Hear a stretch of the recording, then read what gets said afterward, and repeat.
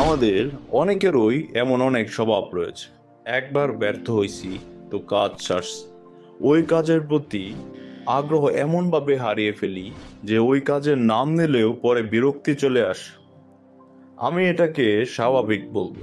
ব্যর্থতা কাজের প্রতি অনীহা আনে ঠিকই, কিন্তু আমরা যদি একটু চেষ্টা করে আবার সেই কাজের প্রতি আগ্রহ ফিরিয়ে একবার সফল হতে পারি, বিশ্বাস করেন ভাই, ওই সফলতার যে তীব্র আনন্দ, তা যে বাংলাদেশে অনার্সে 2-3 বার ইমপ্রুভ দিয়ে পাশ করে সেই একমাত্র চমৎকারভাবে বুঝবে।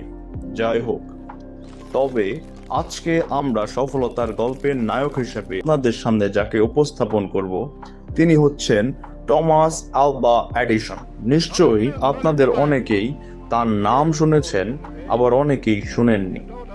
টমাস আলভা এডিসন একজন বিশ্ববিখ্যাত উদ্ভাবক, যিনি বৈদ্যুতিক বাল্ব উদ্ভাবনের জন্য সবচেয়ে বেশি পরিচিত। কিন্তু তার এই আবিষ্কারের পেছনে রয়েছে হাজারো ব্যর্থতা। এডিসন যখন বৈদ্যুতিক বাল্ব বানানোর চেষ্টা করছিলেন, তখন তিনি প্রায় 1000 বার ব্যর্থ হয়েছিলেন। তার সহকর্মীরা এবং বন্ধুরা অনেকেই বলেছিলেন, তুমি এতবার ব্যর্থ হয়েছ, এবার থেমে যাও। কিন্তু এডিসন বলেছিলেন, আমি ব্যর্থ হইনি, আমি এমন 1000টি উপায় খুঁজে পেয়েছি যা কাজ করে না। তার এই দৃষ্টিভঙ্গি ছিল সম্পূর্ণ বৈজ্ঞানিক, কারণ বিজ্ঞানের ট্রায়াল অ্যান্ড ইরর পদ্ধতিতে কাজ করা হয়, যেখানে প্রতিটি ব্যর্থতা থেকে শিক্ষা নিয়ে পরবর্তী ধাপে উন্নীত হয়।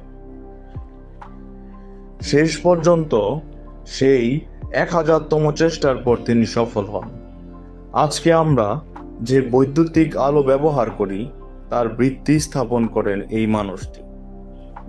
ভিডিওটি ভালো লাগলে অবশ্যই সাবস্ক্রাইব করবেন, সাথে লাইক এবং শেয়ার করলে তো কথাই নেই। ধন্যবাদ।